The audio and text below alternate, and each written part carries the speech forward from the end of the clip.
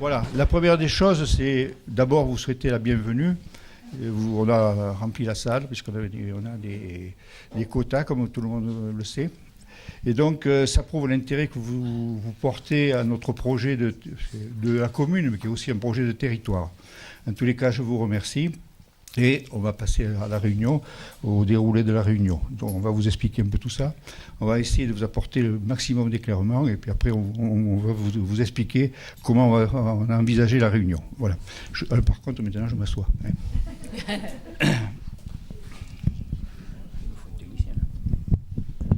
Merci.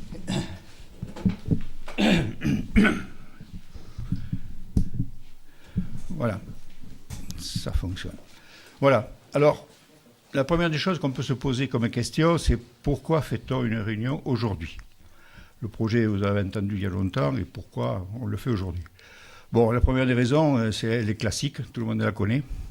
On a encore une histoire de Covid au milieu.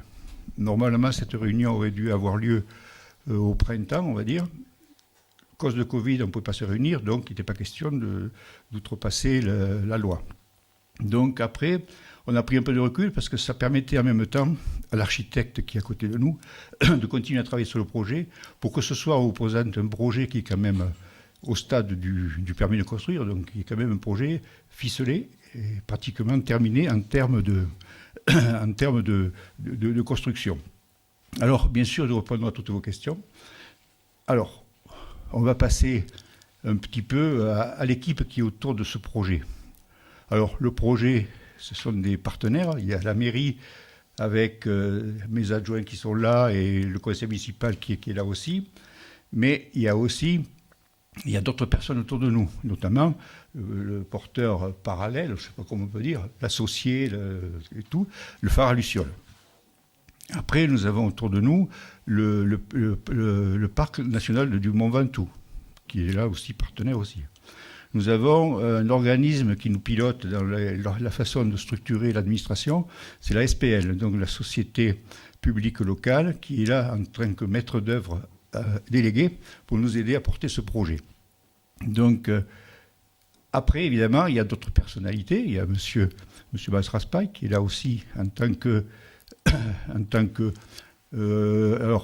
conseil départemental, président de la communauté de communes et aussi maire de Blouvac. Donc un territoire qui va tout à fait avec le projet qui se développe autour d'un territoire complet. Évidemment, il y a des financeurs aussi qui sont autour de nous. Il y a aussi la région qui a été invitée, mais bon, on comprend bien qu'il y a des plans de charge un peu compliqués, qui n'est pas là, mais qui tout à fait, on verra tout à l'heure tout le soutien qui apporté la région. Nous avons la DRAC. Alors, excusez-moi, mais dans le protocole, peut-être, j'aurais dû dire la DRAC en premier. Mais enfin, bon, je pense que personne ne nous en voudra.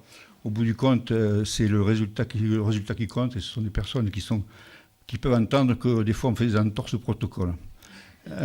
Alors après, dans les financeurs, il y a l'État, bien sûr. Il n'y a pas que la DRAC, il y a l'État. Et il y a le département, au travers de toutes les subventions. Donc, tous ces gens-là sont autour de nous, au travers d'un comité de pilotage, pour créer un petit peu pour monter ce projet. Pardon. Alors maintenant, on va passer à vous expliquer la réunion telle qu'elle va se dérouler. Donc, la genèse et les objectifs du projet, parce que le projet n'est pas né de hier. Donc il y a longtemps qu'on y travaille. On va vous expliquer un petit peu tout ce qui a été fait en amont pour qu'aujourd'hui on arrive à vous présenter ce beau projet. Alors après, il y a le projet en lui-même de réhabilitation, les partenaires du projet, les financements du projet et le temps d'échange avec la salle. Ce qu'on souhaiterait, c'est que vous aurez certainement des questions, et c'est à mieux, et on y répondra, mais qu'on fasse ça, pas pendant le déroulé, sinon on perd le fil de l'histoire et ça va devenir compliqué. Le mieux, c'est que vous les gardez bien dans votre mémoire, et à la fin de la réunion, vous nous posez ce que vous voulez comme question. Voilà. Vous êtes d'accord pour se dérouler? Allez, on y va alors. Alors la genèse, elle commence toujours par quelque chose, c'est une histoire du bâtiment. On commence un projet avec une histoire, un vécu local qui est quand même conséquent pour Sceaux. Alors, depuis son origine du bâtiment en 1885, c'est un lieu de culture puisque dédié à l'école des garçons dans un premier temps, un grand nombre de Saltésiens et Saltésiennes ont connu cet établissement. Alors peut-être parmi vous, il y a quelques-uns qui ont déjà fréquenté l'établissement en tant qu'élèves. professeurs peut-être aussi, je ne sais pas. Voilà. Alors, au fur et à mesure du temps, des bâtiments ont été ajoutés pour intégrer l'école des filles, parce qu'à l'époque, quand même, c'était assez séparé, et créer une cantine. Donc, au départ, il y avait le grand bâtiment principal, et puis les annexes sont venues petit à petit pour connaître ce qu'on a actuellement. C'est donc de cet ensemble que nous allons parler ce soir. Bâtiment principal constitué de 3 volumes, dont le bâtiment principal plus les annexes, et du bâtiment associatif qui est situé derrière. Donc c'est bien l'ensemble du lieu dont on va parler. Alors dans les années 80, sous l'impulsion de la municipalité de l'époque, un nouveau collège a été construit. Bon, tout le monde le connaît, vous savez où il est. En 1988, la municipalité en place obtient la désaffection scolaire du bâtiment. Au départ, c'était un collège qui était national, donc il fallait quand même obtenir le déclassement de ce bâtiment, ce qui a été fait en 1988. Donc le bâtiment a été déclassé, à l'exception de la partie cantine, qui restera encore quelques temps pour les élèves des écoles primaires. La municipalité d'alors engage une étude pour l'aménagement du lieu en hôtel de ville. Donc déjà, on avait déjà une idée de ce qu'on pouvait faire de ce bâtiment. Et malgré tous les efforts de l'époque, le projet ne put être concrétisé. Bon, on se doute un peu pourquoi. C'était pas arrivé au bout, malgré toute la bonne volonté. En mars 1994, en partenariat avec la Fédération de chasse, soutenue par toutes les institutions, le bâtiment principal devient la maison de la chasse et de l'environnement. Le bâtiment associatif et les 2 logements qui sont au-dessus de nous restent sous la gestion municipale. Cet espace très actif évoluera jusqu'en 2012. La Fédération de chasse ne donnera plus suite au fonctionnement à partir de cette époque.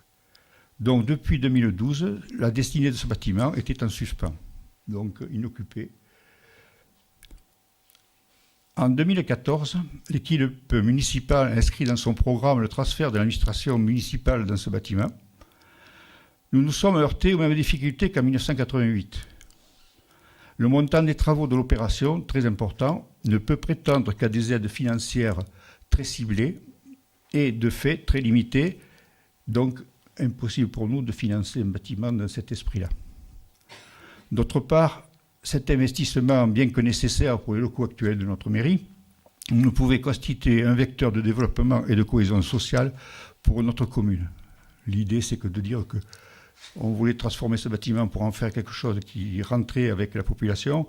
Faire une mairie, alors vous voyez un peu la salle, ce serait peut-être le bureau du maire, ce serait joli, un joli bureau du maire, avec un joli tapis, des jolis rideaux. Mais par contre, je ne suis pas sûr que ça ait apporté quelque chose à la population. Donc là-dessus, on a un peu rétropédalé, on a fait autre chose. Alors, comment donner vie à ce bâtiment ? En créant une dynamique territoriale pérenne, pour favoriser le lien social du plateau de Sceaux et assurer une activité des 4 saisons. Le but, c'est quand même de pouvoir vivre toute l'année de l'attractivité de ce nouveau lieu. C'est donc naturellement que nous nous sommes rapprochés de la compagnie Le Phare Luciole, qui, elle, était en quête d'un lieu permettant toutes les expressions de son développement. C'est donc le volet culture en milieu rural que nous avons privilégié. On n'a plus fait la mairie, on a fait autre chose. Alors, pourquoi le Phare à Luciole ? Depuis 13 ans, une relation forte existe entre le Phare à Luciole et la collectivité. Si j'ai 13 ans, c'est peut-être même un peu plus, c'est à peu près ça. Et l'actualité. Un profond travail artistique a été effectué avec le collège grâce aux classes créa. L'arrêt de ce projet au niveau de l'éducation nationale a créé un véritable manque sur notre territoire. Ce sont les objectifs de la commune et de la compagnie qui ont pu porter un projet conjoint de réhabilitation cohérent et durable. Alors, la commune s'engage dans un projet politique culturel inédit en milieu rural, qui va rayonner sur Sceaux et au-delà de la commune sur le plateau. Alors là, il y a quelque chose que je vais vous annoncer ce soir qui est tout récent, qui est date dont on l'a su hier, donc il n'y a pas plus frais. On a candidaté à Microfolie. Alors, je ne sais pas si vous savez ce que c'est que Microfolie. Microfolie, c'est ce qu'on appelle un musée virtuel. donc, qui est porté par le ministère de la Culture, qui est coordonné avec la Villette et tous les grands centres comme le Centre Pompidou, le Château de Versailles, etc. Donc Microfolie propose des contenus culturels, ludiques et technologiques avec 3 modules. Un musée numérique, où on pourra aller voir, je vais dire la Joconde, pourquoi pas. Et c'est le but, c'est avec des qualités d'image et tout ça. Et après, un espace de réalité virtuelle et un Fan Lab, c'est-à-dire une zone d'atelier pour travailler encore une fois avec les écoles, etc. Donc vous voyez, c'est ce milieu-là, notre candidature a été retenue. Donc là aussi, c'est un projet sur lequel on va travailler. Mais ça prouve que sur notre territoire, la culture commence à prendre quand même de l'ampleur, en plus de ce qu'on est en train de travailler sur le milieu. Donc pour revenir à notre sujet de ce soir, la compagnie professionnelle, déjà ancrée sur le territoire, est en mesure de porter un tel projet. Elle a la compétence. Une équipe est soutenue par les institutions. Ça, on en parlera tout à l'heure. C'est la force de ce projet, sa singularité, qui permet l'activation des subventions. Subventions de l'État, du département, de la région, etc. À ce jour, nous avons obtenu, on parlera du prix du coût après, 1 597 813 € de subventions, d'aide financière des diverses institutions dont je vous ai parlé. Ensuite, dès 2018, ça remonte à quelques années, une étude de faisabilité a démontré la possibilité de concrétiser ce projet de réhabilitation de ce bâtiment communal à forte valeur affective et symbolique pour les habitants. Sa sauvegarde devenait impérative. Un partenariat s'est créé entre la collectivité et le phare à Luciole. Diverses conventions ont été conclues pour cadrer le projet. Alors, pour créer une dynamique territoriale à long terme à Sceaux, c'est donc les objectifs du partenariat, c'est de créer une dynamique territoriale à long terme à Sceaux et un rayonnement de ce projet inédit jusqu'aux 5 communes du plateau. On ne le fait pas en catimini que pour nous. On intègre un peu tout le monde autour de nous. Renforcer l'attractivité du plateau de Sceaux, soutenir la revitalisation du territoire par des actions fléchées vers le public scolaire, les associations, les commerçants, le tourisme local et les festivités. De bénéficier d'une programmation artistique et d'actions culturelles toute l'année. C'est toujours l'esprit de conserver les activités tout le temps. De faire vivre le milieu pour qu'il devienne un lieu de rencontre et d'échange identifié par la population et fédérant des actions sur un spectre large allant de l'écriture contemporaine jusqu'au patrimoine rural. Et de garantir une réhabilitation respectueuse de l'environnement avec un label BBC, donc bâtiment à basse consommation. Donc c'est le but aussi de donner de travailler un peu dans l'écologie, la rénovation. Donc voilà. Ensuite, le projet prévoit également un aménagement du bâtiment associatif dédié aux associations, qui est derrière, donc au 3e âge, école de musique. Ce bâtiment, il n'y a pas que ça, je ne cite que 2, mais pour l'instant, c'est 2 qui sont là, mais ça pourra être ouvert à plusieurs personnes. Ce n'est pas restrictif dans la mesure où les plannings ne se chevauchent pas trop. Ce bâtiment, aujourd'hui inconfortable en termes thermiques, comme en acoustique, sera revalorisé par la rénovation dans la limite du budget global de l'opération. Cette zone-là n'entre pas dans le cadre du partenariat technique avec le phare à Luciole. Mais on l'a inclus en tant que terme de réflexion. Et pour vous dire, actuellement, dans le cadre du projet, la toiture a été refaite, donc on n'a pas négligé cette partie-là. Dès 2018, une convention de mise à disposition des lieux auprès du phare à Luciole a été co-signée, permettant ainsi un fonctionnement normal de la compagnie et la mise en œuvre de son projet. Parce que parallèlement, la compagnie avait son projet, donc il fallait qu'elle puisse travailler. Donc on a mis à disposition le bâtiment dans un premier temps. En 2018, l'étude de faisabilité ayant démontré la viabilité du projet communal, le partenariat commune-compagnie est figé par une signature d'un bail amphithéotique administratif. Alors, c'est quoi ? Alors, ce bail, c'est un contrat de mise à disposition des locaux entre la commune et l'association, rédigé par les services juridiques de la SPL dont j'ai parlé tout à l'heure, qui permet de cadrer les choses légalement pour que chacun puisse avoir sa place et sans empiéter ou quoi que ce soit. Donc le bail emphytéotique permet à l'association de bénéficier d'une certaine stabilité dans l'occupation des locaux. C'est une durée minimum de 18 ans, parce que pour fonctionner, évidemment, il faut qu'on ait de la visibilité sur le temps pour que les institutions disent c'est pas un coup de cœur qu'on fait pendant 2 ans puis après on laisse tomber, donc c'est 18 ans.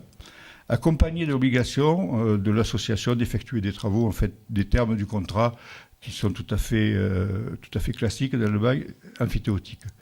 Voilà. Alors, la durée, je l'ai dit, 18 ans. Le bâtiment concerné, c'est le bâtiment principal, pas le bâtiment associatif, je le répète. Pendant cette phase-là, il y a un loyer modéré de 150 € qui est demandé.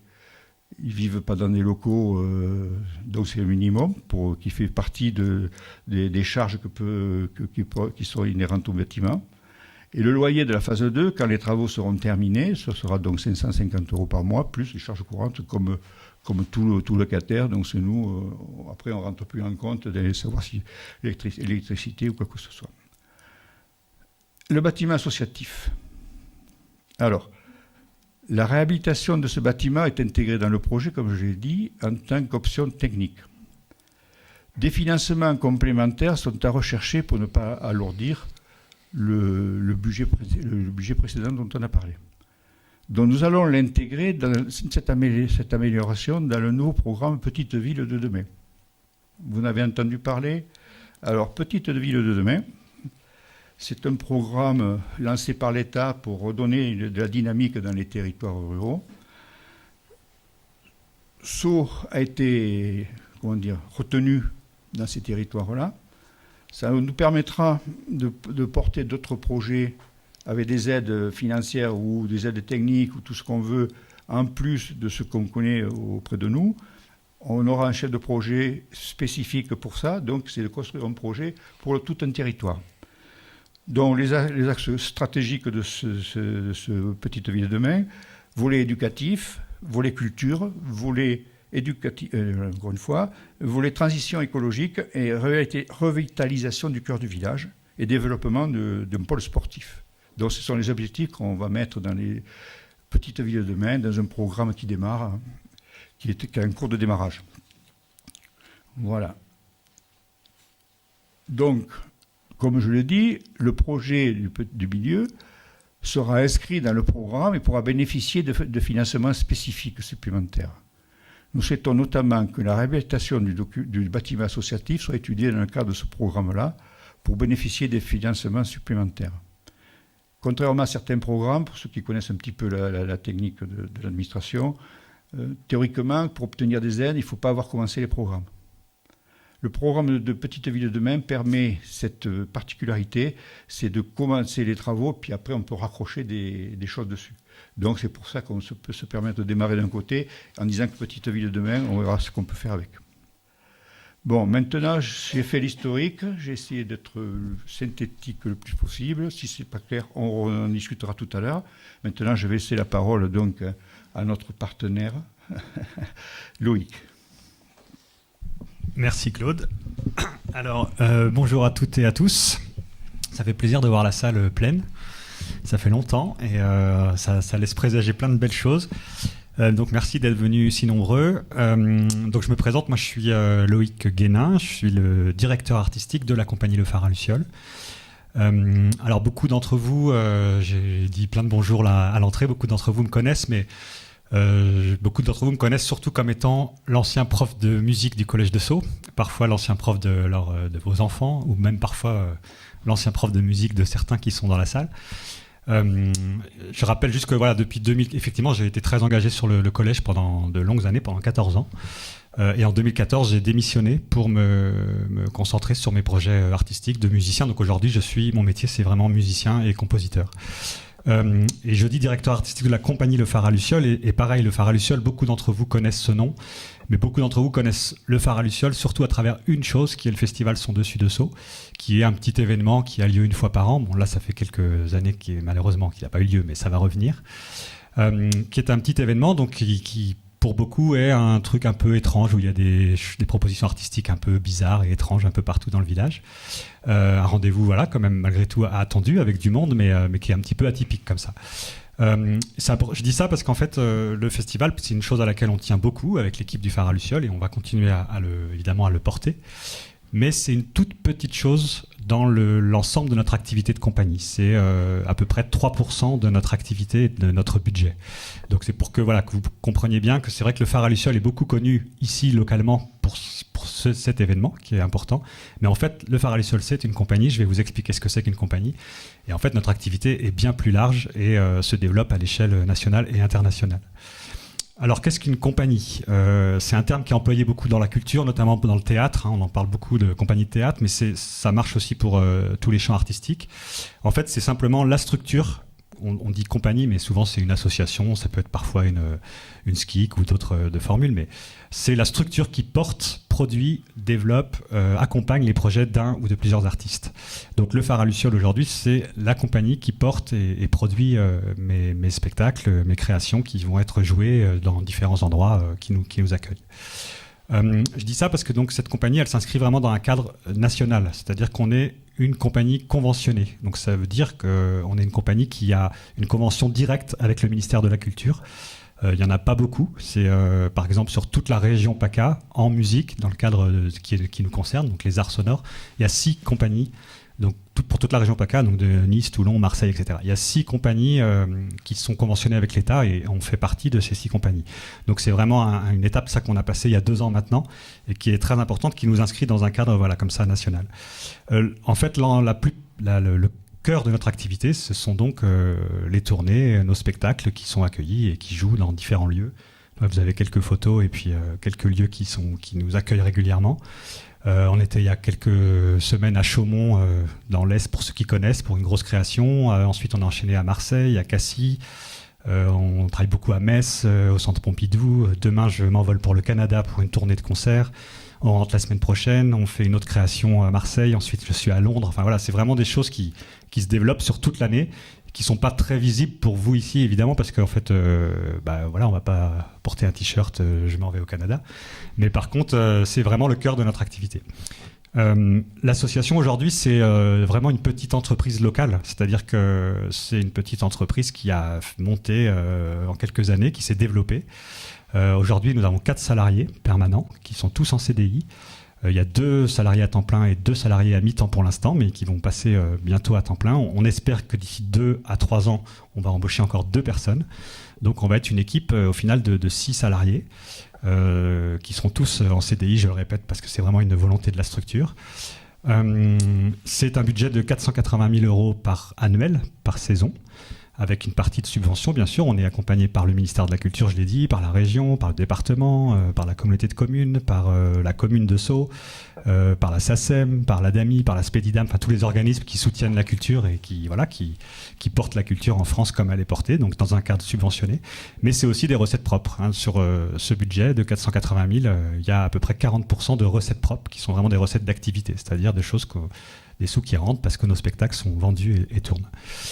On est très accompagné et suivi par une presse nationale.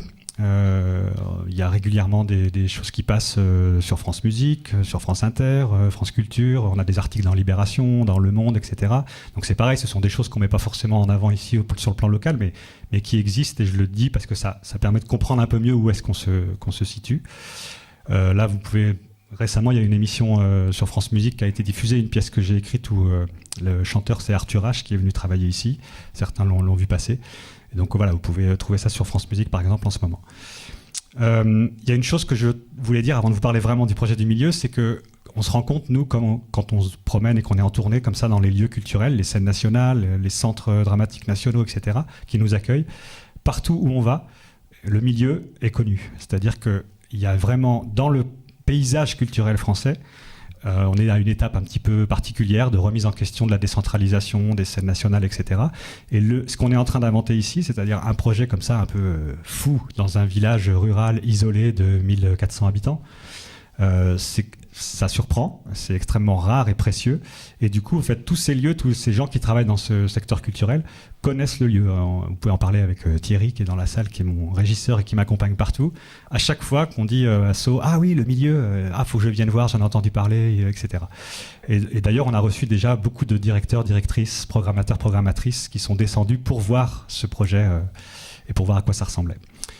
Je voulais dire aussi une chose importante, c'est que pour nous, d'inscrire la compagnie ici à Sceaux, c'est évidemment une histoire de cœur pour moi qui suis arrivé en 2003 et qui suis tombé complètement amoureux du Mont Ventoux, du coin, des gens ici et du collège et des élèves, etc. Mais c'est aussi un choix d'être resté là, c'est-à-dire que cette compagnie, bien sûr, on aurait pu ensuite se dire, bon, maintenant on peut aller, comme beaucoup de compagnies, dans des grandes villes, à Marseille par exemple, à Avignon, etc. Et nous, on a vraiment décidé de dire, ben non, on veut s'installer ici parce qu'on vit ici et parce qu'on a envie de continuer à travailler et qu'on croit vraiment au développement culturel, au fait que d'amener la culture dans un village. La première scène nationale ici, elle est à Cavaillon. Les premiers cinémas sont loin, etc.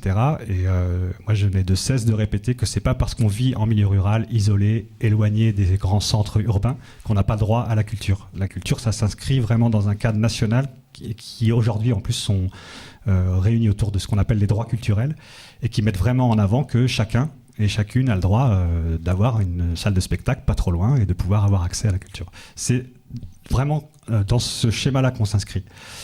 Voilà, donc je voulais dire tout ça un petit peu en préambule pour dire que c'est grâce à tout ça, en fait, grâce à cette activité, cette double inscription à la fois sur le plan local, depuis de longues années de travail ici avec les écoles, avec le collège, avec l'EHPAD, avec les associations, avec la bibliothèque, enfin bon bref, voilà, ici, en vivant ici, et ce développement au national et à l'international qui nous inscrit dans un schéma culturel plus large, et qui fait qu'on est repéré, qu'on est accompagné par l'État, qu'on est accompagné... Et donc ça d'un côté, plus une commune et un maire qui croient en la culture et qui portent ce projet complètement inédit et qui va à 100%, bah c'est ça qui fait que d'un coup, ça peut exister aujourd'hui en 2021 de pouvoir créer un projet comme celui-ci ici. Alors qu'est-ce que c'est que le milieu pour nous ? Ben, en fait, c'est plein de choses et je vais essayer de... On est chronométré et puis on a la mettre du temps derrière. Alors c'est 7 axes qui nous permettent, nous, pour l'instant, de tenir un petit peu le guide de ce qu'on veut faire ici. Le premier axe, c'est que c'est un lieu donc, pour une compagnie professionnelle. Claude l'a dit tout à l'heure, on s'est installé ici, nos bureaux, vous les avez vus, vous les avez traversés, sont là, nos salariés travaillent ici. Il y a une partie en télétravail, bien sûr, mais tous sont au moins 2 à 3 jours par semaine dans le lieu. Nos bureaux, l'administration, la production, la communication. Et puis, nos projets de création qui ensuite vont tourner naissent ici, sont répétés ici. Donc on accueille les artistes qui travaillent avec moi, on répète ici, on produit les spectacles.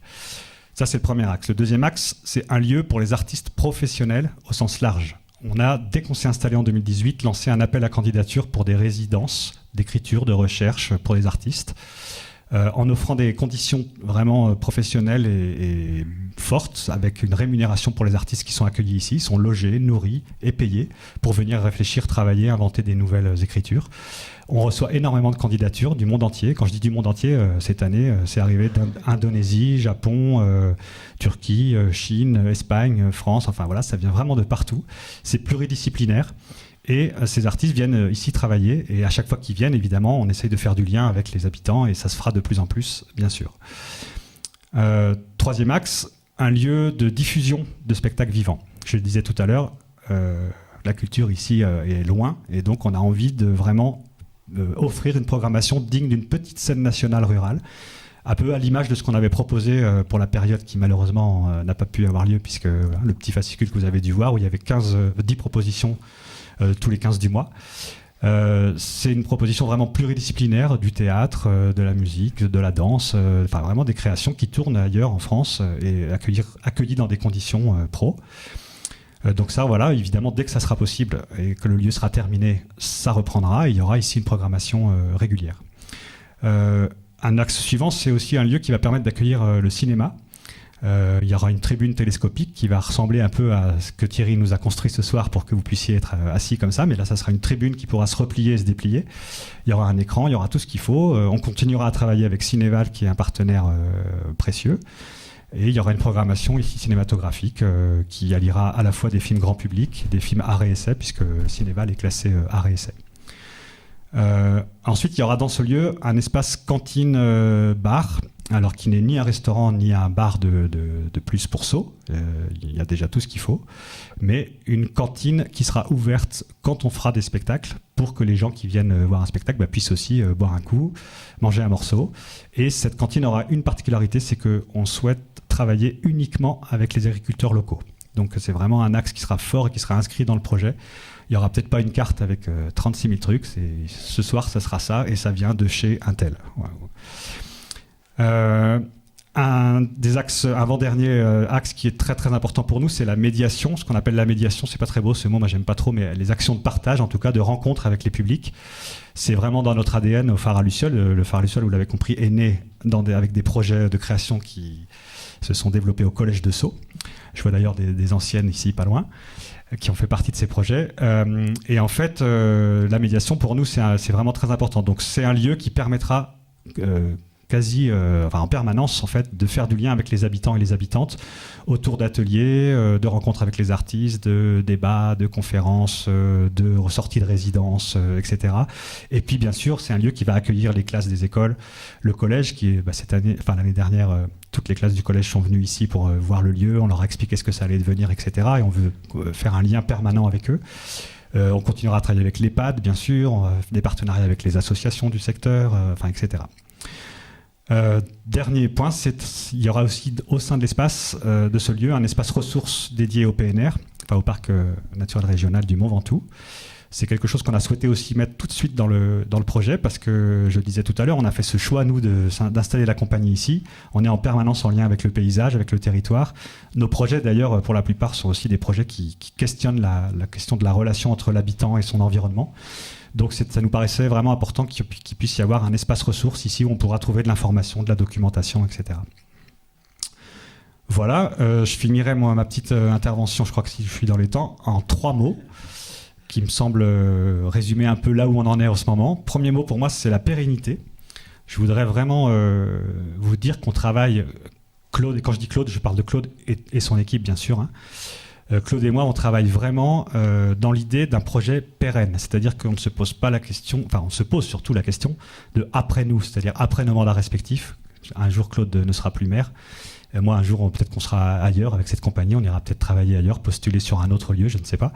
L'idée, c'est de créer un bâtiment qui puisse rester, non pas une coquille vide, mais un bâtiment qui pourrait accueillir dans le futur une autre compagnie professionnelle qui viendrait proposer un autre projet, mais qui garderait comme fondamentaux et comme essentiel l'idée qu'il faut travailler avec ces axes-là, c'est-à-dire toujours travailler dans les conditions professionnelles, accueillir les artistes dans des conditions professionnelles, les rémunérer, porter la culture auprès de tous les habitants et les habitantes, diffuser, etc. Donc ça, c'est le premier mot. Le deuxième mot, c'est la patience, parce que, évidemment, c'est un projet, vous l'avez compris, énorme. J'aime bien dire quand je suis en réunion, commission pour défendre le projet un peu partout, que c'est un projet extraordinaire, mais au sens propre du terme. C'est-à-dire que c'est vraiment pas ordinaire de voir un projet comme ça dans un petit village comme le nôtre. Donc, évidemment, comme c'est gros, ça prend du temps. C'est très long. Je vous explique pas le temps qu'on passe, et les équipes de la mairie et les équipes du phare, en réunion, en commission, en comité de pilotage, en dossier à faire, à déposer, bon bref. Et on le fait avec grand plaisir, mais c'est un temps énorme. Et donc, c'est long, ça prend du temps. Là, on rentre dans la phase maintenant diagnostic. Ça y est, les plans sont là. Dominique va vous présenter tout ça après.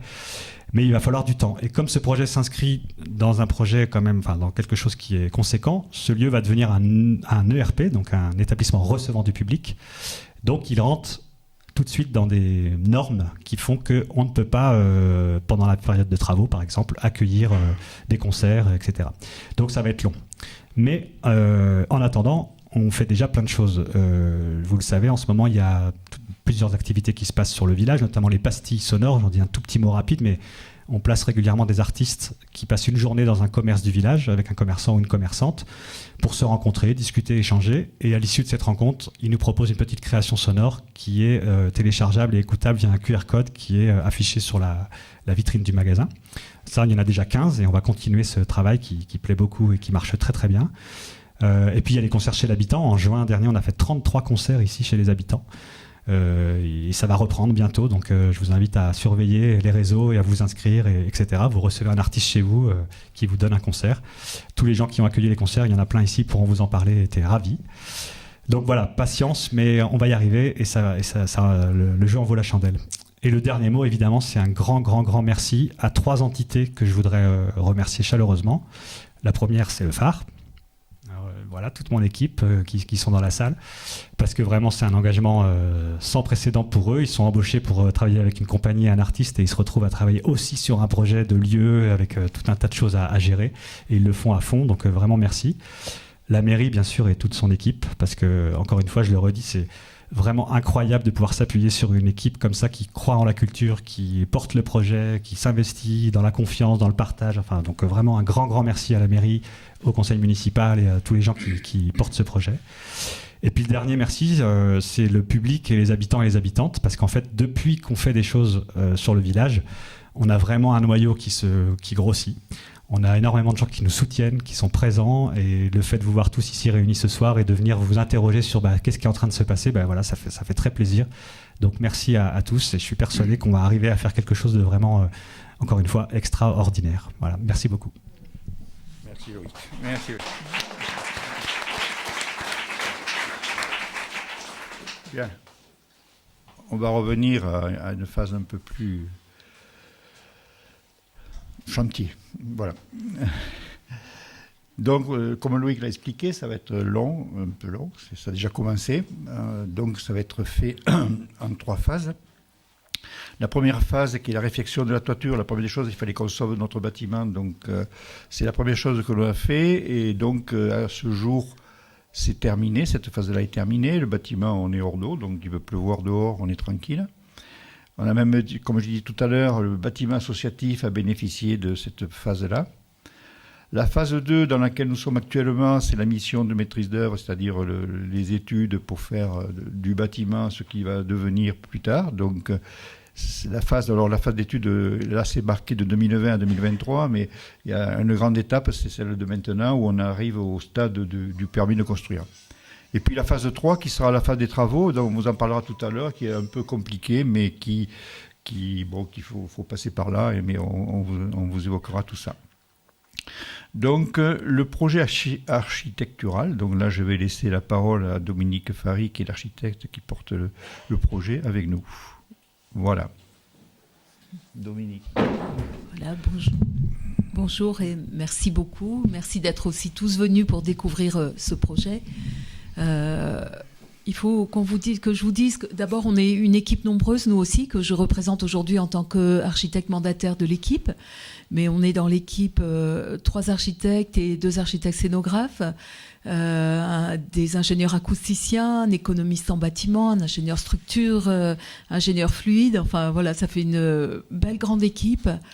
Et je dois dire que quand on a découvert l'appel à candidature et le projet du milieu ici à Sceaux, on était enthousiasmés, je ne sais pas vous dire à quel point. On a dit, mais on rêve d'être les architectes de votre projet, parce que vraiment, on a trouvé que c'est un projet génial. Bon, moi, j'habite Verbulle-les-Baronnies, on se connaît pour certains d'entre vous, mon cabinet est à Nyons, et c'est vrai que ça fait un peu plus de 20 ans que j'ai créé un cabinet avec l'intention d'exercer en milieu rural et de fabriquer de l'architecture écologique. Donc c'est 2 options fortes, le rural et l'écologique. Et voilà, le porter pour des projets culturels et qui servent vraiment au développement de toutes les personnes qui vivent en milieu rural, ça me touche particulièrement. Et voilà, donc on a été vraiment extrêmement heureux quand le choix de la mairie s'est porté sur notre équipe. Et donc depuis, on a, malgré le Covid, continué et à travailler et à porter, à partager et le travail de projet et l'enthousiasme avec la mairie, avec le phare, avec Monsieur Guillet pour la SPL 84. Voilà, tous les nombreux intervenants qui se trouvent autour d'un projet architectural. Madame Faquet à la mairie, enfin, nombreux sont ceux qu'on peut citer. On a apprécié d'être toujours très bien accueillis ici pour travailler, donc on a eu de nombreuses séances de travail sur place. Puis on travaille aussi chez nous. Alors on avait aussi prévu au début de travailler un petit peu sous forme de résidence, au moins 2-3 fois dans le projet, venir passer peut-être 2 jours ici avec toute l'équipe. Le Covid nous a un peu coupé les jambes, mais on a réussi à en faire une au début, ce qui était vraiment une occasion pour se connaître en passant 3 jours ici, 2 jours et pas de nuit, parce que l'accueil de nuit n'était pas possible Covidement parlant. Voilà, donc aujourd'hui le projet en est à la fois au dépôt de permis de construire et un dossier de consultation des entreprises qui est bientôt prêt. Donc prochainement le lancement de la consultation des entreprises. Voilà, avec comme objectif de commencer les travaux, donc la signature des marchés de travaux en mars 2022 et le lancement du chantier proprement dit en mai. C'est pas tout de suite, mais ça va quand même aller vite, ça va être bientôt. Et ensuite, le chantier se déroulera à peu près sur 1 an et demi, en plusieurs phases, parce que on travaille, comme on dit, en site occupé, donc les activités vont continuer au phare pendant les travaux. Donc on va réhabiliter le bâtiment zone par zone, d'abord l'aile est, puis l'aile ouest, puis le bâtiment central sur ses 2 niveaux, le bâtiment associatif et les cours et les espaces extérieurs.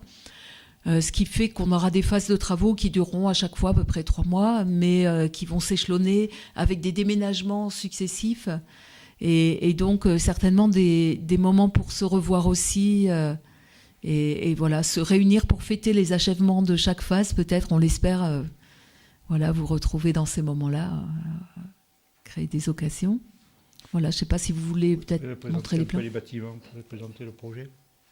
Ouais, peut-être qu'il faut un peu mettre des images qui vont Voilà, m'aider. on va mettre les images, voilà. Donc vous voyez ici le projet pour la cour qui est né évidemment la nécessité de rendre le bâtiment accessible à tout le monde, y compris les gens qui ont des difficultés pour se déplacer. Donc on a un système de rampe puisque le sol est aujourd'hui 80 cm plus haut que le niveau de la cour. Et en même temps, on voulait préserver cette cour dans ses caractéristiques de cour d'école, avec les marronniers, donc on ne voulait pas la défigurer, la dénaturer. On avait quand même une envie partagée d'enlever un peu de goudron et de rendre la cour un peu plus végétale. Donc toute la partie, l'aile est deviendra un jardin. Et voilà, tandis que la partie de ce côté-ci sera aménagée avec un perron d'accès auquel on arrive par des rampes depuis l'arrivée. Et du coup, plusieurs espaces scéniques dans la cour, on le verra dans le plan tout à l'heure, dans le plan de masse. Là, je ne sais pas si c'est celui qui vient maintenant. Non, on voit la façade ici. Donc, bon, l'escalier évidemment vers le parking qui n'est pas modifié. La rampe d'accès et le nouveau perron. On a mis en place ça parce que l'architecte des bâtiments de France, qui a à la fois accompagné le projet, mais qui a mis aussi des impératifs, a demandé qu'on garde le système d'escalier ici et qu'on ne pose pas un ascenseur devant le mur de soutènement. Donc il y aura un accès des personnes à mobilité réduite par la rue de la Résistance et par la cour nord. Et puis ensuite, elles retrouveront le système de rampe pour entrer par la porte d'entrée principale au centre comme tout le monde. Vous voyez ici en coupe un peu, bon, on n'a pas de modification de terrain ni de modification des volumes des bâtiments, à part l'intention de supprimer ce qui est aujourd'hui les sanitaires, là, qui fait un petit bâtiment accolé sur le devant, là, sur le côté, qui n'est pas très esthétique, et on le remplacera par un petit sanitaire caché sous l'auvent qui sera plus discret. Ça permettra de restituer le volume d'origine tel qu'il était à l'époque. Voilà, ce que vous voyez en coupe ici, c'est la régie. Pardon. Vous voyez la régie avec un bout de mezzanine parce qu'on a cherché des espaces de stockage autant qu'on pouvait en trouver, sachant que Thierry a beaucoup de matériel à ranger. Il y aura aussi dans la régie un local scénotechnique avec tous les amplificateurs, tout ce qui va donner son et lumière dans toutes les autres salles, mais ça partira de la régie. Donc ça occupe pas mal d'espace, plus tout le matériel... Voilà, que vous voyez, il y a quand même beaucoup de choses, hein, tous les praticables à ranger, tout le matériel rangé prêt à être amené à toute allure dans les différents espaces pour les scénographier. Voilà, et vous voyez à gauche le bâtiment associatif où on a aussi prévu d'améliorer son accès avec des entrées sur la façade ouest, là où vous voyez actuellement des fenêtres. Donc, aménager un petit jardin dehors qui sera agréable d'accès à partir de la salle, la salle principale, disons. On va passer Voilà, on peut passer au plan des extérieurs. Donc voilà, vous voyez la cour ici avec plusieurs espaces scéniques. Ce qu'on appelle la grande scène, qui est bien sûr, tous ces espaces ont des vies qui dépendent des événements, et donc ils ne sont pas aménagés tout le temps, toute l'année, mais ils sont toujours disponibles pour être transformés en un lieu d'un événement culturel quand l'occasion s'y trouve. Donc vous voyez une grande scène à gauche, avec la possibilité de monter une cage de scène ici, mais qui ne sera pas montée de façon permanente, mais qui sera montée pour les spectacles. Des sièges aussi qui pourront être installés, ou des concerts debout. Ensuite, vous avez cet espace central qui est au cœur des rampes d'accès et qui sera doublé par un banc, ce qui permettra d'avoir des concerts en petit format, au milieu, plus intime. Ça peut être, enfin, concert ou spectacle, hein, parce que ça peut être un concert, ça peut être un spectacle de marionnettes, ça peut être mille et une choses, de la danse, enfin, c'est, voilà, selon les souhaits. Et puis, il y a un petit espace ici à droite qui fonctionne un petit peu comme une fosse, avec c'est le bout du jardin, puisque le jardin sera rehaussé à hauteur du sol intérieur. Et donc, on aura aussi des bancs à la fin ici qui donnent sur cette petite esplanade. Voilà, ça permettra aussi des petits spectacles à cet espace-là. Et puis, ce que vous voyez à droite ici, c'est une terrasse qui sera installée devant la cantine et qui, aussi, au moment des événements organisés ici au milieu, permettra d'avoir des tables, d'avoir un autre espace, aussi bien pour déjeuner ou pour boire un coup que peut-être pour des petits spectacles aussi. On a tâché de donner autant de prétextes que possible à créer des spectacles vivants par l'architecture, autant qu'on a pu. Donc ici, le bâtiment, à la fois tel que vous le connaissez, mais tel qu'il va changer. Vous voyez la grande salle avec la tribune qui sera le symétrique de celle-là, puisqu'on aura le plaisir de démolir les deux pans de mur que vous voyez là au milieu de la pièce, qui fait qu'on ne se voit pas avec ceux qui sont au fond. Donc une fois qu'ils seront démolis, on pourra organiser la tribune télescopique de façon plus confortable, plus ergonomique, et garder le passage vers la salle qui est derrière vous, là-bas. À droite et à gauche de cette grande salle, vous voyez des plateaux de création artistique, dont celui de gauche sera aussi un studio d'enregistrement. La partie accueil avec les bureaux du phare et la billetterie, et l'espace du parc naturel régional du Ventoux. Les sanitaires seront réorganisés dans la partie droite, là vous voyez à droite de l'accueil.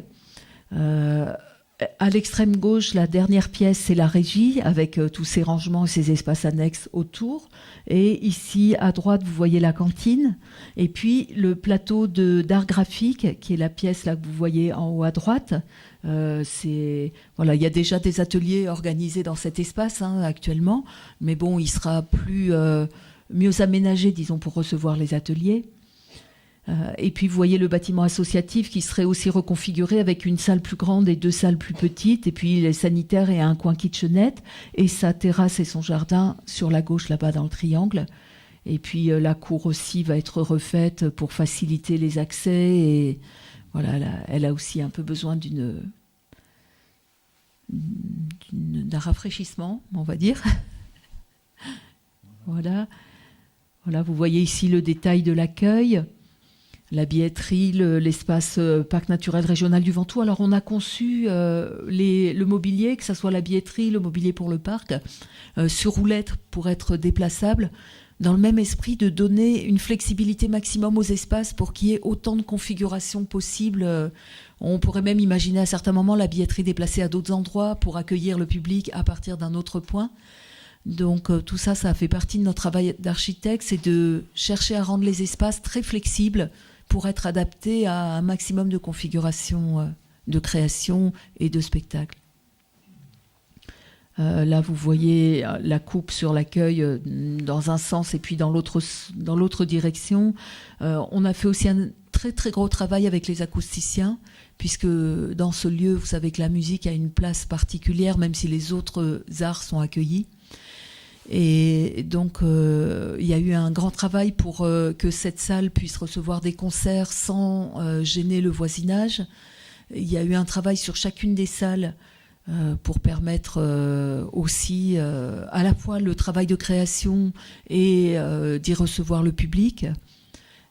Pour la salle d'art graphique aussi, pour pouvoir recevoir des classes plus nombreuses en labo photo, en art graphique.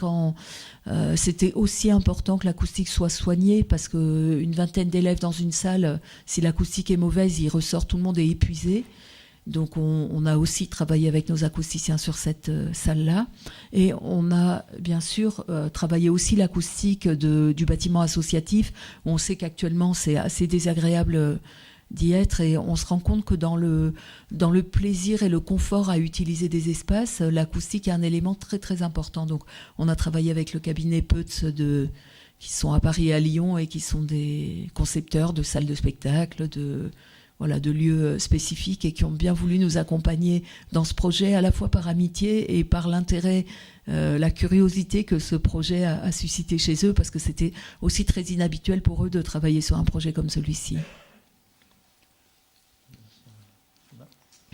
Voilà, je pense que vous avez tout de suite reconnu la grande salle dans sa configuration avec la tribune télescopique dépliée. Alors quand elle sera repliée, tout se rangera sous le premier rang au fond, ce qui libérera une salle suffisamment grande pour que 190 personnes puissent y être debout lors des concerts debout, par exemple. Si vous voulez regarder du cinéma debout, vous pourrez aussi le faire nombreux, mais la tribune sera particulièrement adaptée au cinéma. Voilà, il y aura plusieurs configurations de scènes possibles. Là, vous voyez la grande scène. Les places pour les fauteuils handicapés au premier rang, vous voyez là à gauche. Un petit dessin d'esquisse sur la salle d'art graphique avec plusieurs des cimaises qui permettront de faire suspendre aussi au mur. Tous les espaces ont aussi été pensés comme des espaces d'exposition. Donc en général, on peut y adapter le matériel, des espaces pour punaiser, des espaces un coin lavabo, voilà. Aussi, tous les espaces peuvent s'occulter, c'est-à-dire on peut y faire le noir. Ça a été une demande importante de la compagnie, que aussi bien dans la salle d'art graphique qui peut servir de labo photo que dans les autres salles, on puisse toujours faire le noir et permettre, par exemple, de la création lumière. Ici, la cantine avec son bar et puis des tables. Bon, la configuration définitive serait aménagée par le phare à Lucioles, mais on équipera de notre côté la salle avec la partie comptoir-bar et la partie cuisine. Ici, le bâtiment associatif qu'on voit en plus grand, la grande salle, les deux petites salles et puis des toilettes aux normes. Enfin, du coup, évidemment, tous les bâtiments seront aux normes accessibilité. Maintenant, on va passer à la présentation, le rétro-planning en 2 mots. Ouais. Comment on va, pour arriver à l'échéance de 2023. En 2 mots, quelles sont les grandes phases, les grands moments. Donc, comme je vous disais tout à l'heure, on a prévu le lancement travaux en mars et ensuite la période de préparation de chantier, c'est-à-dire la période pendant laquelle les entreprises font leurs plans d'exécution qui sont validés par nous-mêmes et par le contrôleur technique, puis réalisent certaines choses. Pour le maçon, ça va être des commandes ou des préparations sur des fers à béton. Pour le menuisier, c'est des fabrications de fenêtres. Pour donc chaque corps d'État a son travail. Et donc ensuite, pour 3 mois de mai à... Alors oui, on avait aussi une demande de la commune de ne pas faire de travaux en juillet et août pour ne pas gêner la vie à Sceaux dans ces mois-là où il y a beaucoup de monde, où on veut éviter peut-être les camions, le bruit. Donc ça fait partie du planning de chantier qu'on a élaboré ensemble avec la commune et avec le phare, de libérer toujours les mois de juillet et août. Donc on aura une phase en mai, juin et septembre pour la partie Est, le côté là-bas, avec la partie cantine, salle d'art graphique et le plateau 2. Ensuite, d'octobre à la fin de l'année, on aura la partie Ouest, donc le studio d'enregistrement, la régie et les locaux qui vont avec. Ensuite, alors c'est mes lunettes qui vont me dire si c'est le bâtiment. Oui, c'est le bâtiment principal qui est là ensuite, donc c'est-à-dire le bâtiment central, là où nous sommes, et l'étage au-dessus, où on a une petite intervention parce que le phare a déjà rénové la plupart des espaces et nous, on interviendra sur un renforcement du plancher haut de cette salle et sur la création de 2 chambres supplémentaires. En parallèle, on commencera les travaux du bâtiment associatif. Voilà, tout ça à finir pour l'été 2023. Et puis, après l'interruption de juillet-août, on s'occupera des travaux des cours des 2 côtés et des plantations. Comme ça nous permettra de faire les plantations à une saison idéale, donc en automne, à la Sainte-Catherine de préférence, et à vous livrer le bâtiment pour y fêter Noël et le 1er de l'an joyeusement, fin 2023. Voilà. Donc, en même temps, voilà, ça c'est le rétro-planning. Alors après, il y a beaucoup de fêtes, hein, voilà. On aime bien ça. On aime bien ça. Non, voilà, c'est simplement à chaque étape, grande étape, donc comme l'a dit Farid, c'est qu'il y a des bâtiments qui seront terminés, donc on vous fera découvrir, si vous le souhaitez, un petit peu l'avancement des travaux pour que vous preniez conscience de ce que ça devient. Pour que vous participiez un maximum au projet. Donc évidemment, on ne va pas y aller tous les 15 jours, donc c'est quand même dans les grandes étapes. Mais quand même, c'est un peu conséquent. Hein. Donc on aime bien faire la fête, et on la fera quand il faudra. Hein. Ouais. On n'a pas marqué la dernière. Parce que... Ouais, l'ouverture officielle du lieu, du coup, vraiment, c'est septembre 24, ce qui est prévu dans les plannings et maintenant, et qui est posé comme date officielle d'ouverture, c'est septembre 24. Voilà. Ouais. Grosse fête, oui. Voilà, donc, bon, vous avez le déroulé, un peu l'explication du bâtiment, donc on pourra en discuter tout à l'heure un peu plus en détail autour des questions qui peuvent surgir. On va passer maintenant à notre suite, parce que tout ça, c'est bien, mais bon, il y a des partenaires avec nous, hein, on n'est pas tout seul. Donc les premiers partenaires, évidemment, on l'a toujours évoqué depuis le début, c'est la mairie et le phare Luciole, qui est un projet exemplaire, qui se porte à 2 et qui les engage à long terme. On a parlé du bail, on a parlé de tout ça. Alors, les partenaires du projet. Il y a le milieu, il y a un projet inédit sur la région PACA qui bénéficie de soutien fort de partenaires institutionnels. À ce jour, les partenaires financent à hauteur de 1 598 313 €. Il y a évidemment dans les partenaires, il y a le parc régional du Mont Ventoux, un partenaire incontournable depuis le début du projet, avec la charte du Mont Ventoux, avec l'ambition, dans la charte, c'est la mission E, mesure 18, faire vivre la culture, faire vivre et partager les patrimoines. Ça, on répond à la charte du parc. Les partenaires en soutien extérieur, donc voilà, vous avez les grands logos. Je les passe sous les yeux, donc les grands logos de ceux qui nous ont aidés jusqu'à présent. Donc on commence par l'eau, la SPL, la région. De l'autre côté, j'aurais dû commencer dans le protocole par l'État, encore une fois. L'État, la région, le département, la communauté de communes, le parc, le SEV en tant qu'électricien du secteur, et la SPL. Voilà les partenaires qu'on a autour de nous actuellement. Alors, après, on arrive des partenaires, mais il y a des financements aussi qui vont. Alors, le financement, on peut passer la diapo suivante.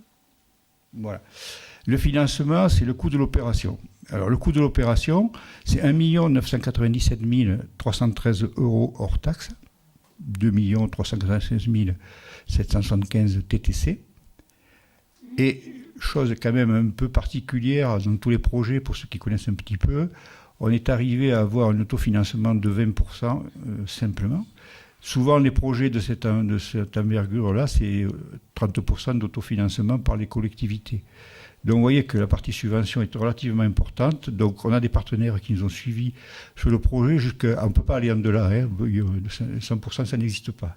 Ça nous aurait intéressé, mais ça n'existe pas. On est calé à 20%, donc on ne peut pas faire mieux. Voilà. Donc, ce qui représente pour la commune une dépense de 399 500 €. Et le taux de subvention est 80%, on le répète encore une fois, 1 597 813 €. Donc là, on a quand même, comme je vous dis tout à l'heure, on ne peut pas faire plus. Alors, qui sont les partenaires, quelle est la répartition ? Je ne sais pas si c'est un peu... Voilà. Donc, je vais commencer. Donc, l'État va financer à 32% le projet au travers de la DRAC, la FNADT et la DSIL. La région, en deuxième position, 40%, 790 000 €. Ensuite, le département, avec des CDST, donc c'est des subventions dédiées un petit peu aux communes, avec un financement à 6,5%. Autre, c'est 1,5%. Comme on dit tout à l'heure, il y avait le syndicat, il y a quelques personnes qui participent avec, dont je ne les ai pas citées là plus que ça. Et donc, il reste, nous, le fameux 20% pour la commune. On répète un peu ce qu'on a dit tout à l'heure, les 382 500 € de financement.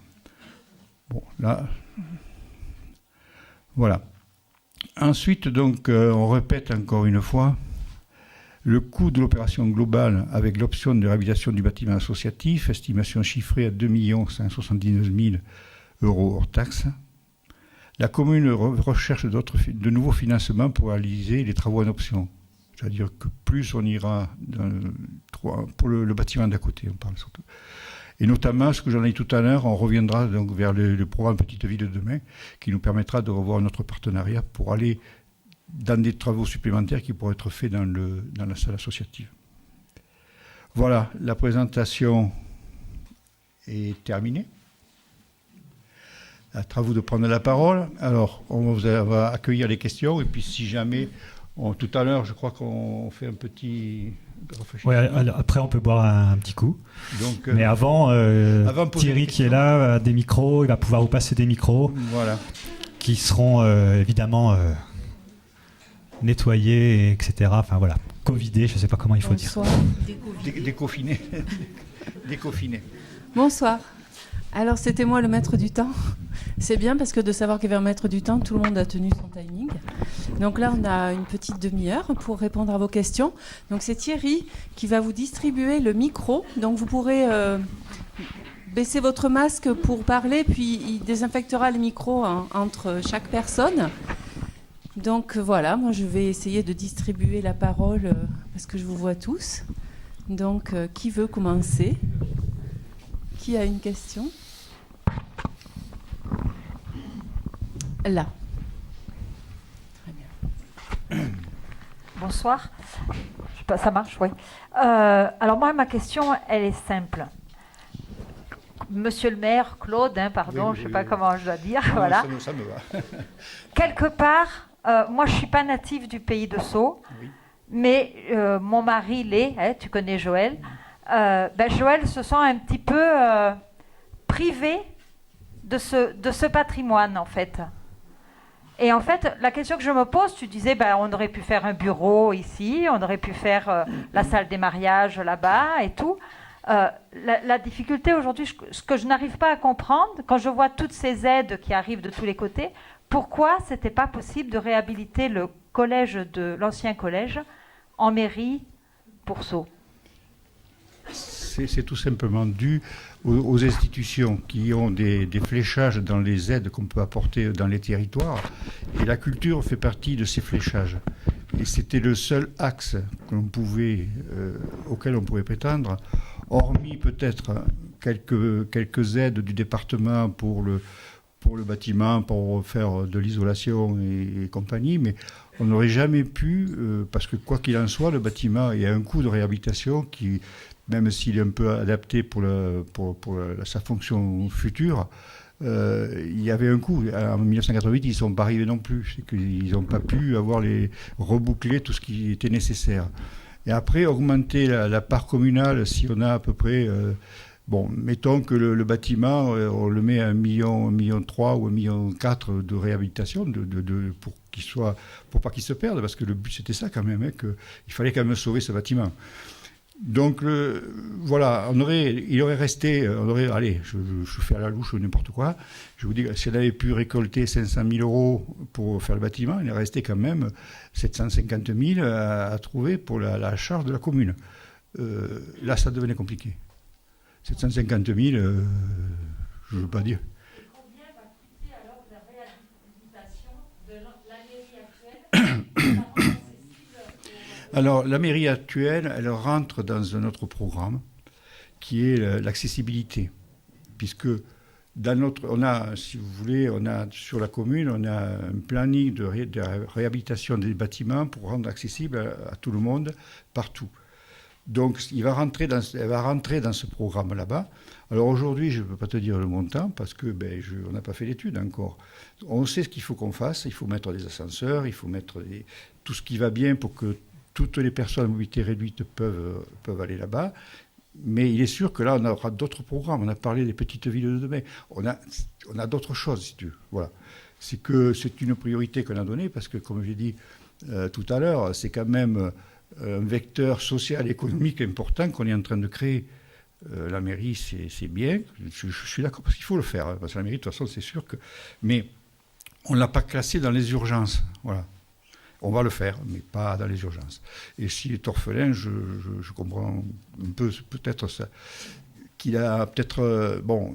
il n'y a pas cette même sensibilité-là, mais on n'a rien mis de côté. On le fait pour tout le monde. Hein.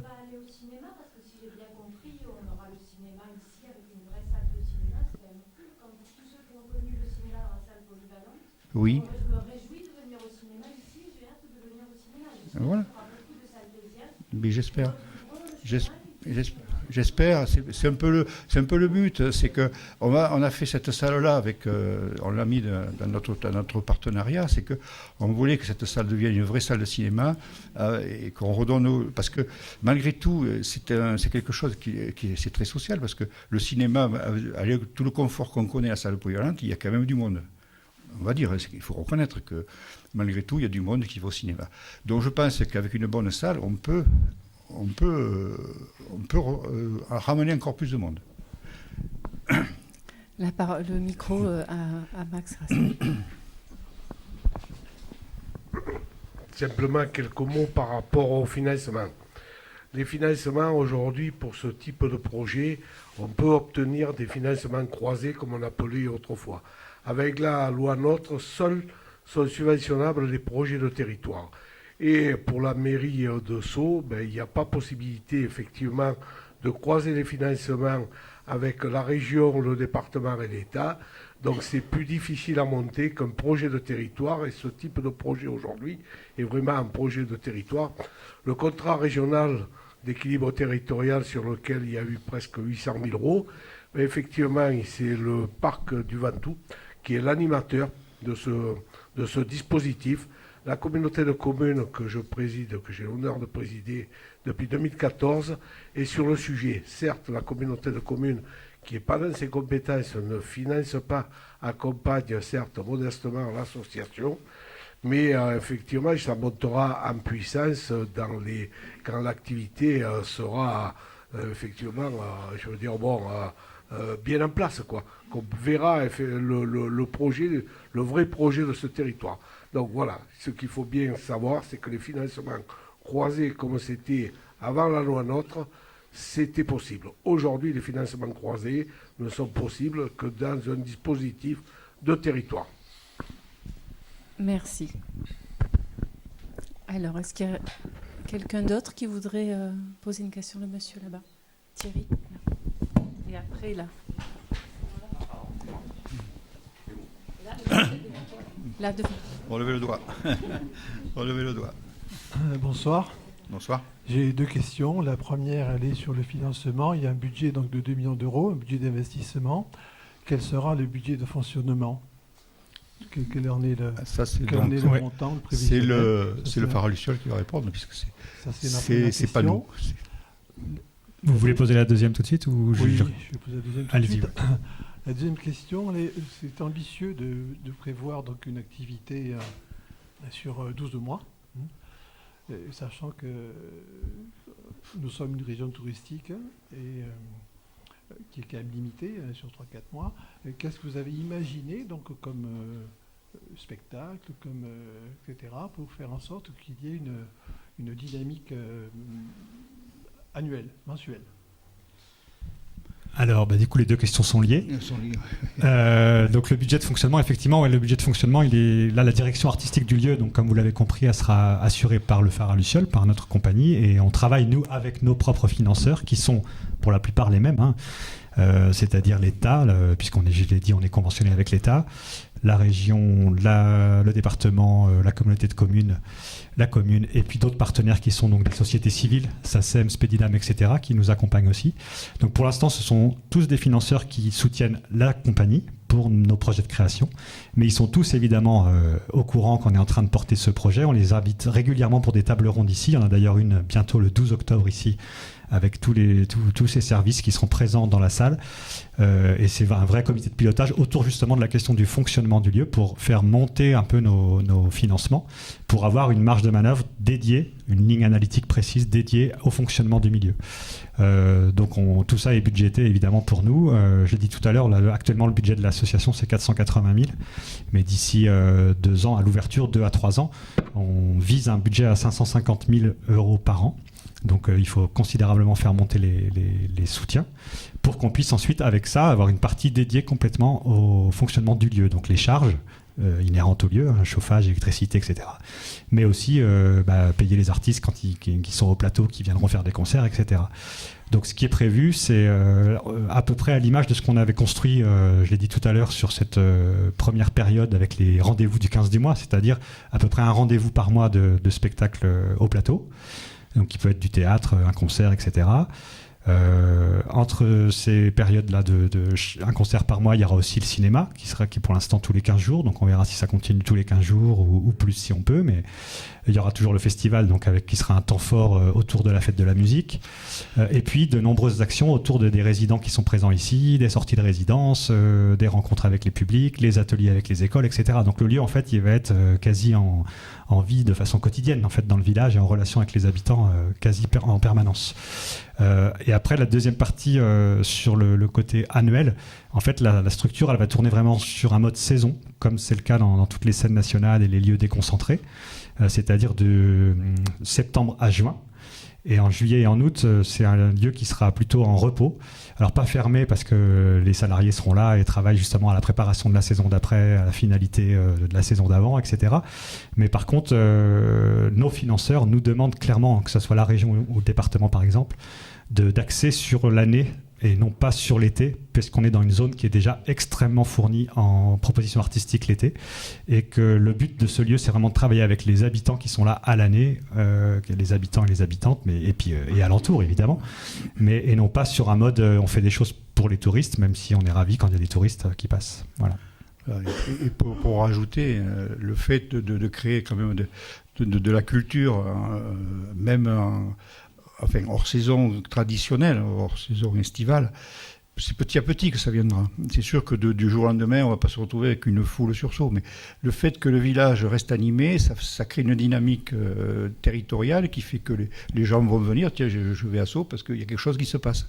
Plutôt que de dire, il n'y a rien, on attend le mois de juin. C'est ça, cette dynamique-là, elle est faite par le fait qu'il y aura des animations, et puis les gens viendront naturellement vers les animations pour répondre à leurs besoins, à leur envie de culture ou d'autre chose. Mais c'est une dynamique pour le territoire, ça. Voilà, déjà, les premières choses qu'on a pu faire ici nous ont montré qu'il y a un réel potentiel, un réel public, une attente énorme de la part de nombreuses personnes qui sont à Sceaux et puis les villages alentours jusqu'à Montbrun et au-delà, puisqu'on reçoit des gens qui viennent voir des propositions artistiques qui ont fait la route depuis parfois Marseille ou même Lyon, c'est déjà arrivé, qui viennent ici. Donc oui, je pense qu'il n'y a aucun souci à offrir et à avoir du monde. Bien, je crois qu'il y avait quelqu'un au-dessus. Question, voilà. Ouais.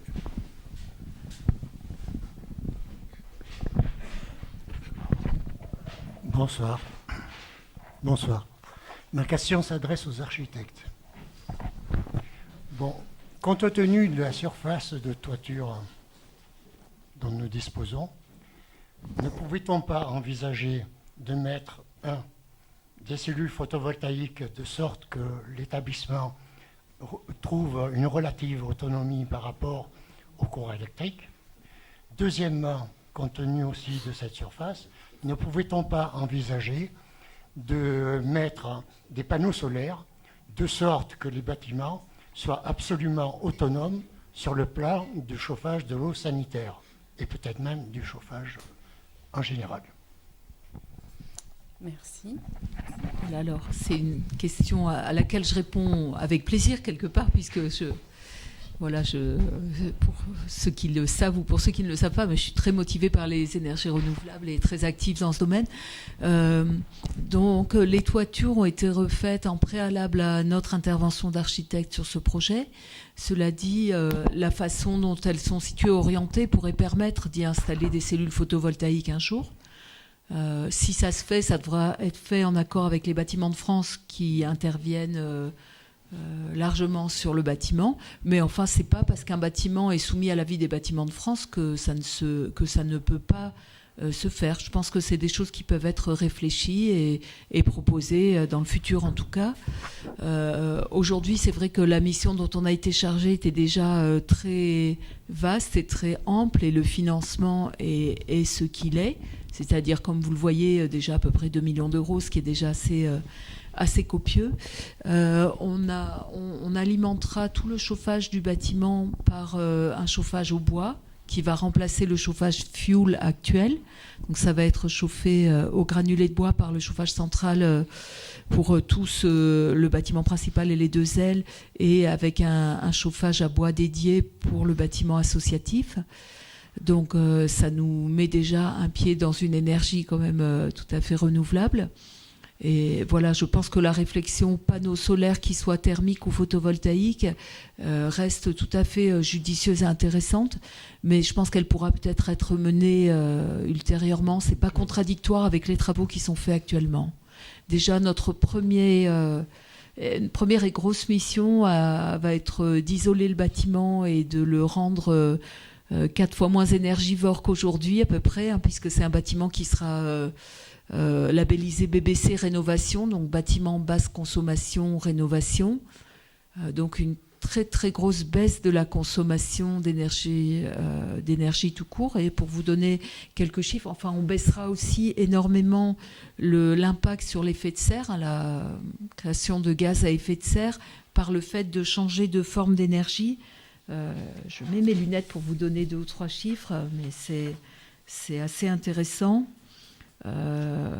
Pour vous dire, les besoins d'énergie sont actuellement de, disons, 4000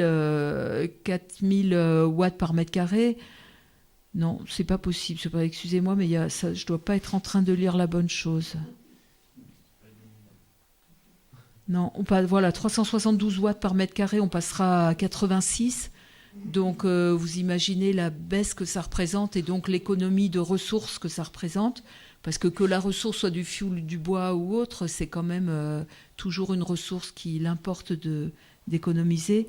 Et on a aussi sur le gaz à effet de serre un effet vraiment très, très, très, très radical. Et je pense qu'on pourra en témoigner aussi peut-être au fur et à mesure, avec même des mesures de consommation, des choses qu'on a l'habitude de faire sur les bâtiments.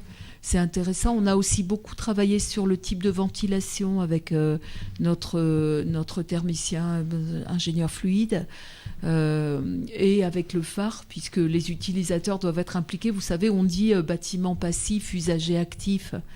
Donc la ventilation de cette salle-là, qui est la salle qui accueillera le plus de public, sera une ventilation double flux, comme on dit, ce qui permet de récupérer des calories sur l'air extrait, c'est-à-dire l'air vicié, comme on dit, l'air sale.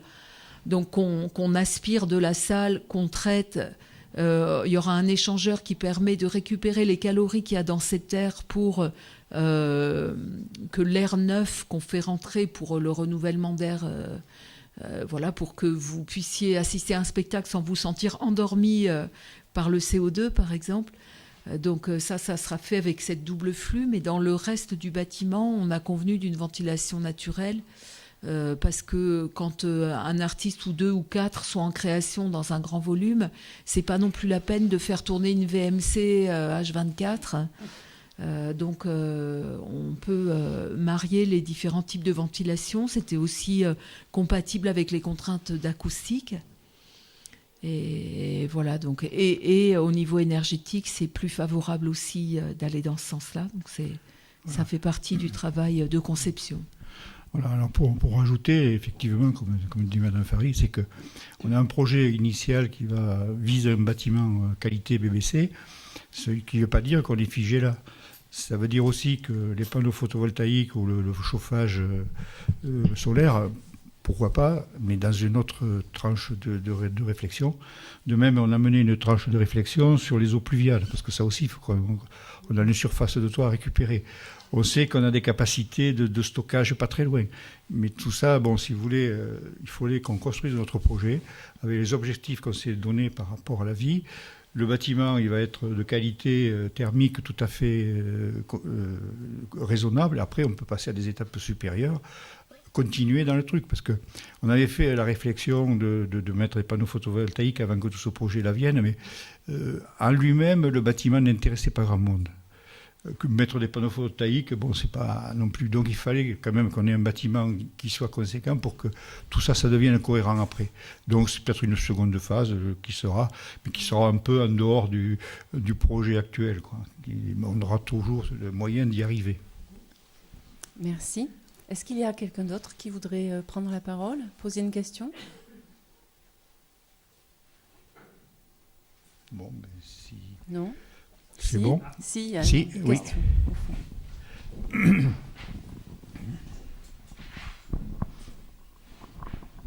Oui, bonsoir. Bonsoir. Est-ce que nous pourrions avoir quelques explications sur le choix du terme « le milieu » ? Ah, ça alors. Ah oui, c'est vrai que j'ai oublié. Ah oui, ça c'est Il y a un grand primordial. spécialiste. Très bonne question, merci C'est beaucoup. le milieu de la réunion. Oui, effectivement, pourquoi ce nom du milieu? Alors en fait, c'est venu de plein de réflexions et de choses. J'ai dit tout à l'heure dans mon exposé que la compagnie travaille beaucoup dans ses projets de création sur des créations qui interrogent la relation de l'habitant ou de la personne avec son environnement, avec son milieu. Donc le sens vraiment endémique du terme, c'est-à-dire comment on est en porosité permanente avec les lieux qui nous entourent, comment on influe nous-mêmes. On parle souvent là d'écologie et donc de comment l'homme influe sur l'environnement.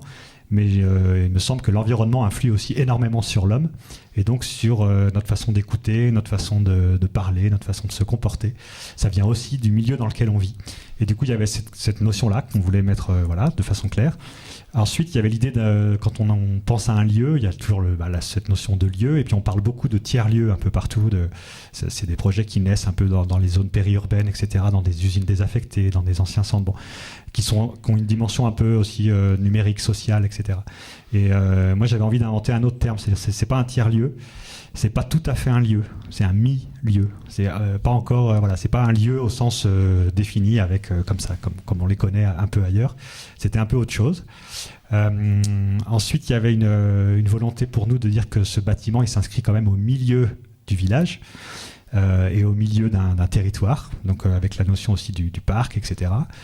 Et puis, il y a une dernière facette qui est arrivée quand on a eu Mathieu Bogart sur scène à l'ouverture des 15 du mois, donc ça remonte maintenant à près d'un an, qui lui avait lu dans Milieu 1000 yeux. Voilà, et ce que je trouvais très beau aussi, puisque c'était 500 personnes réunies, ça fait 1000 yeux. Donc voilà, ça vient vraiment de toutes ces pistes de réflexion-là, et c'était en lien complètement avec notre démarche artistique. Voilà. Merci. Est-ce qu'il y a quelqu'un d'autre qui voudrait poser une question ou s'exprimer? Il n'y a plus de questions. Plus de questions? Bon, alors, s'il n'y a plus de questions, on va boire un coup alors. On va lever la partie officielle, mais encore une fois, merci à tout le monde d'être venu à notre rencontre. Alors n'hésitez pas, on peut répondre à des questions encore. Donc c'est un peu le but aussi de l'échange qu'on va avoir. C'est au travers d'un échange, on peut discuter d'autres choses que devant tout le monde, des choses qui vous intéressent et qui vous interpellent. Dans tous les cas, encore une fois, merci. Et puis, on vous donne rendez-vous à la prochaine fête. Et pensez à rester connectés. On va faire des affichages, il y aura des publications, mais les choses vont reprendre, notamment, donc je le disais, les concerts chez l'habitant et les pastilles sonores chez les commerçants et les commerçantes vont redémarrer. Et donc, pensez à rester connecté sur ce qu'on va vous proposer, mais voilà, avec plaisir pour vous retrouver autour des propositions à venir. Merci beaucoup. Merci.